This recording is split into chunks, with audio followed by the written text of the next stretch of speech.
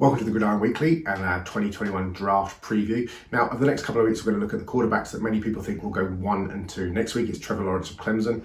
And this week, we're going to look at Justin Fields of Ohio State, the Kennesaw kid, the high school superstar, transfer from Georgia, third in the Heisman Trophy last year at Ohio State after a tremendous season. And we're going to look at some of the things that he does really well and some of the things that have me and NFL evaluators concerned as we move forwards and he goes into his third season.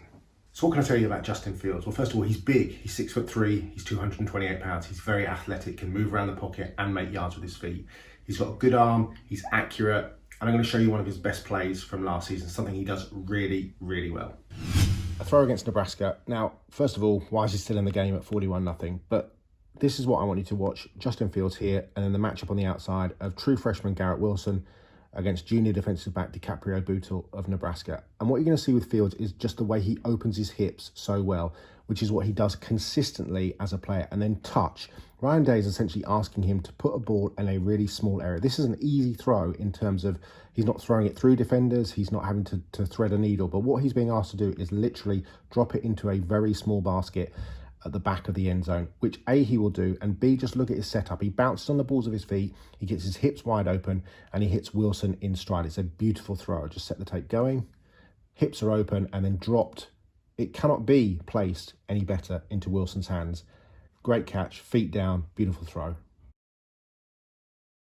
But scouts are concerned with his arm strength and whether or not it is good enough. Can he drive balls into tight windows? He throws to an awful lot of open receivers at Ohio State. And what you're going to see here, plenty of time in the pocket. He's going to move his feet in the pocket, but he's got this elongated delivery and a sort of a wind up. He takes 2 steps and really winds up to throw it.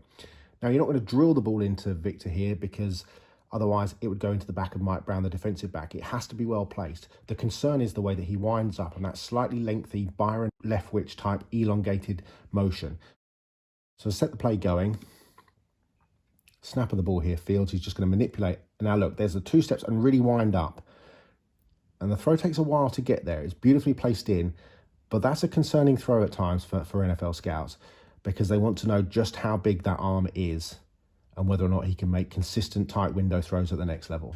So I've shown you the good, I've shown you the good/bad, and now I'm going to show you the ugly. And this is back-to-back plays against Clemson in the National Championship semi-final. And really it highlights the biggest issue that I have with Justin Fields, which is identification. The first one is identification of coverages, and the second is identification of pressure and blitzes and knowing what to do and knowing where to change plays.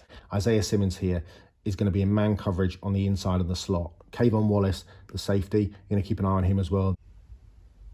And essentially what's going to happen is that Simmons will start here, he will drop off here, and it will leave a little comeback route that Fields thinks, and he's going to stare down, and actually what it is, it's just baiting Kayvon Wallace to come in, and really Wallace should have an interception and a touchdown. It's a big mistake from Justin Fields, but it's what he does consistently on tape. He stares down receivers, and he gets baited into bad plays.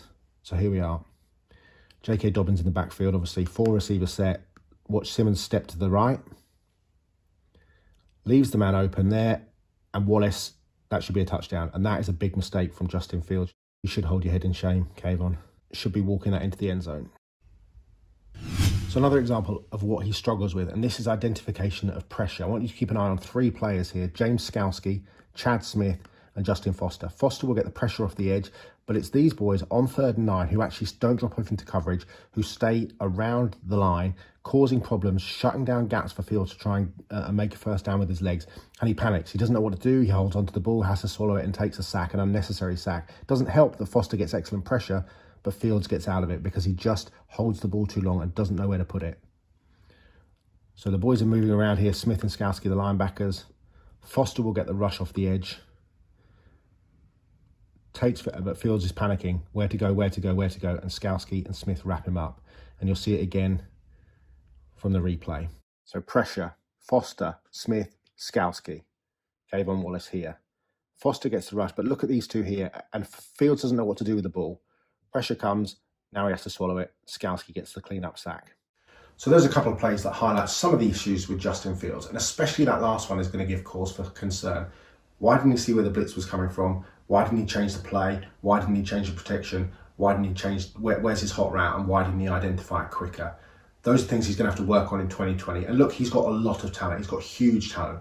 A lot of people think he might go first overall. He might go second. He might be the third quarterback off the board. I would have him as third at the moment behind Trevor Lawrence and Trey Lance. Hugely talented. Lots to do in 2020.